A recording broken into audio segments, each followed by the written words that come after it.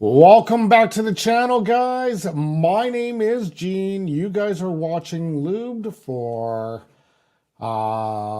January the 24th, 2023, 24. I am a little under the weather, so I'm going to try to truck by this episode as easy or as much as I can. As it's been a long little bit of a day here, my sciatic nerve acting up, and now I'm feeling a little under the weather. But a lot going on in Edmonton Oiler world. There's also a lot going on in the hockey world, and I want you guys to join me and Sammy on Saturdays. We're going to talk about the whole stuff that's going on with Team Canada.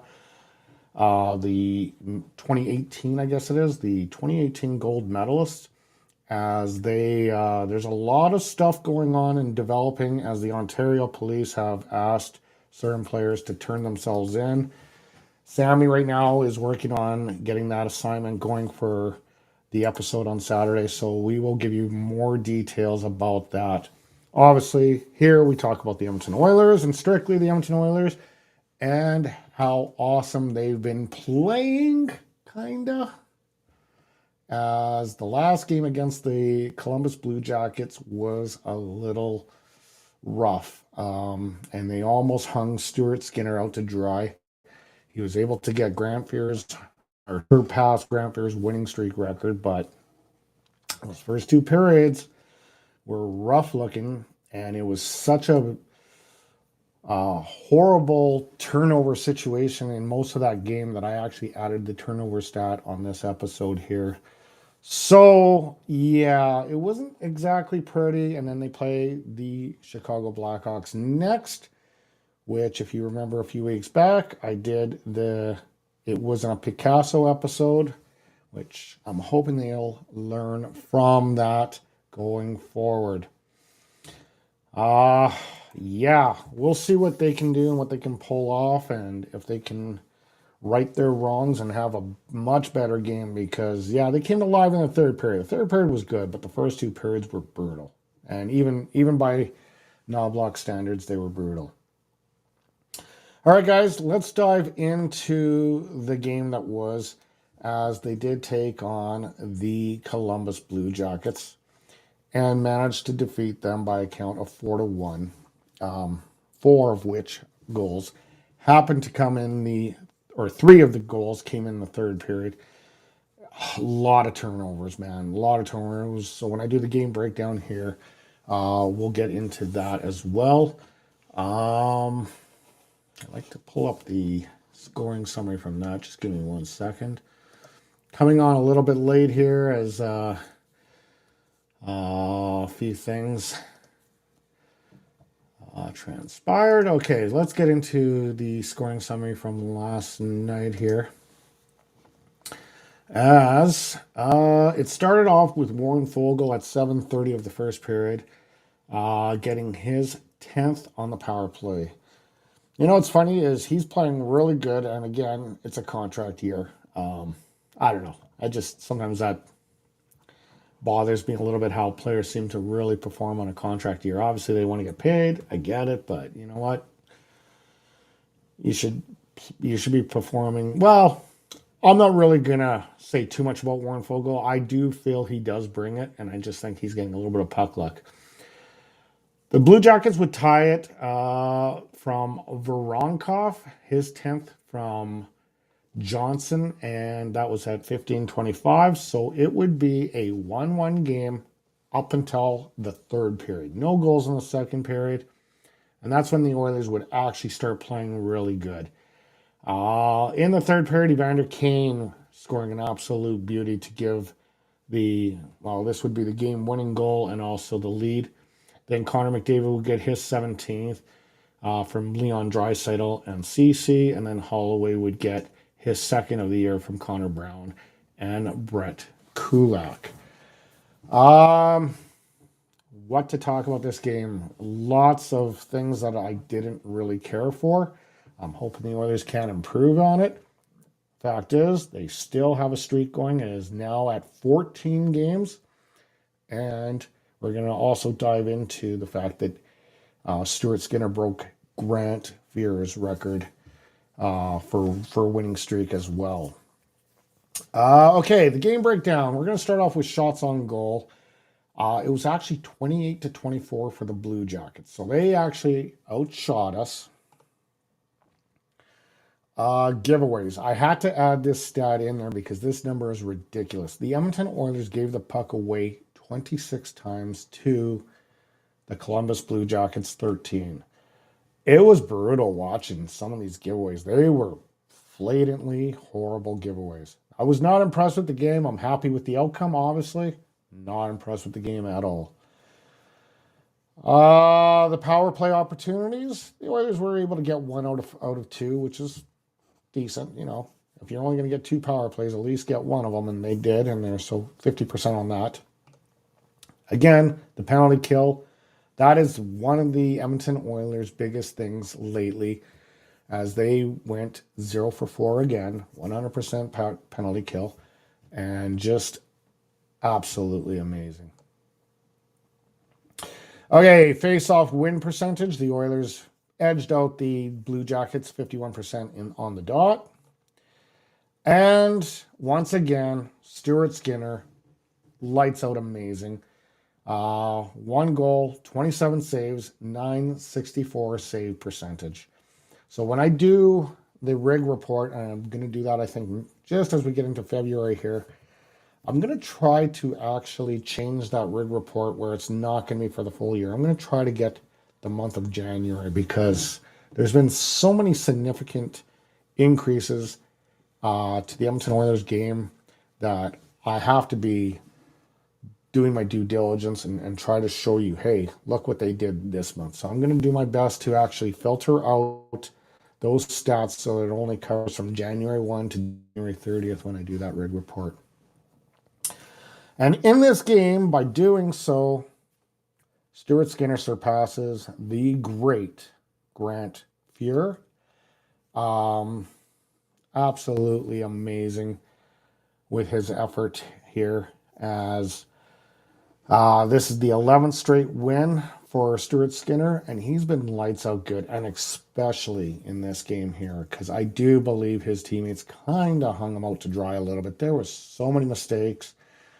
Now, I'm not saying that they intentionally hung him out to dry, but they made a lot of mistakes. There was a lot of blunders. It was, I don't know if they're just getting nervous or we're starting to get puck jittery, but they didn't look very good. And Stuart Skinner absolutely stood on his head. And congratulations, Stewie, for beating a legend. And Stuart Skinner, we know that he was wearing the Grant Fuhr mask at the Heritage Classic and that he has the utmost respect for Grant Fuhr, which is awesome to see. Now we're getting into the time, and everyone knows I've always stated it. I'm not a big rumor guy, but you know what? We are getting to that point where we're starting to talk about trade deadline options. And one of the ones that came up today was Janmark going to Minnesota for Maroon. I would be okay with Maroon coming back. We do know that, you know, you add Perry, 3 Stanley Cup finals that were losses in recent years. Maroon, 3 Stanley Cup champions, or 2 Stanley Cup champions, whatever. Regardless, he's won with Tampa and he won with St. Louis. So I think it was 2. And he made the Stanley Cup 3 times. So you add that pedigree into the lineup, it could be a very good thing for the Edmonton Oilers. A very good thing. I would definitely welcome Pat Maroon back into the Edmonton Oilers lineup. I was a little disappointed when he actually left the lineup. I was hoping that Lucic would go first, but there was just, the chemistry just kind of stopped and all that. But Patrick Maroon does have, like when he was an Oiler, I'm going to pull up his stats as an Oiler. In year 1, 2015-2016, he played 16 games, 8 goals, 6 assists for 14 points, 34 penalty minutes. In year 2, it was 81 games, 27 goals, 15 assists for a total of 42 points. Not bad for a big fella. In year 3, he kind of got a little bit worse but he also only played 57 games, 14 goals, 16 assists for 30 points. So he's an effective player. And then, of course, he got traded to New Jersey for a brief period, went to St. Louis, won a Stanley Cup there. Then he went to Tampa Bay, won a Stanley Cup there. So he's been a proven player. I would welcome him back into the lineup. I definitely would welcome back Patty Maroon into the lineup. Good guy. He's also, unfortunately, the guy that unfortunate incident that happened with Evander Kane last year that cut his wrist. He was the actual skater that went over his wrist. But again, there was no intent on that. It was a freak and unfortunate accident that happened to Evander Kane when that did happen. And I think everyone knows that. So, up next for the Edmonton Oilers is the Chicago Blackhawks. Now, a few weeks ago, they played the Blackhawks without Connor Bedard in the lineup, and they struggled. They really struggled. That episode, I believe, was the Not a Picasso episode. They got to play better than that, or that streak will come to an end. We're not expecting Perry to be in the lineup for this one, as I think he's going to make his debut Saturday against the Predators, and it should be good seeing him in the lineup, and we're going to see what the Oilers do going forward here. As far as getting closer to the trade deadline. But let's talk about the Oilers and Hawks, which is next. And some of the breakdowns. Obviously, the Hawks are having a miserable year. Their record currently right now is 14-31-2. Dead last in the Central. Not doing good at all. Only 30 points for that team. They don't have Connor Bedard in there. They also went through the whole Corey Perry incident and all the rumors that went with that. And unfortunately, that came to surface. And that's one thing I'm going to ask the public right now is let's not base any rumors on what's going on with the World Junior team of 2018, 2017. We can kind of get ideas. We're going to talk about it on Saturday with Sammy, so join in on NHL Aftermath. It's going to be a pretty good episode. Sammy's really working hard at trying to come up with as much information as he can about that. Again, we're talking about Oilers here, so I'm not going to get into that just yet. We will talk about that on Saturday. So Chicago's 31st in the league for goals. They're 31st for shot on goals. They're 32nd for power play. They're 32nd for faceoffs. They're 31st for shooting percentage. So their offense is crap, to put it mildly. Their defense, they're 29th in the league for goals allowed, 26th in the league for shots on goal. They got a bit of a decent thing as they are 18th in the league for penalty minutes and then 26th on the penalty kill.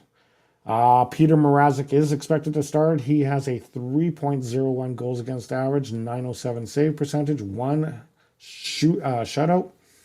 Stuart Skinner, his goals against average is 249 and a 908 save percentage, but he's been playing lights out great lately. He's been absolutely unbeatable.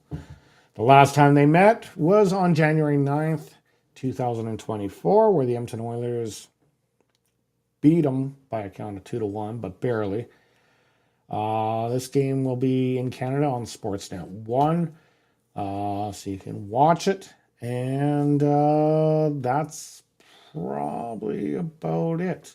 As the Edmonton Oilers continue to try to keep the streak alive, we will see what happens.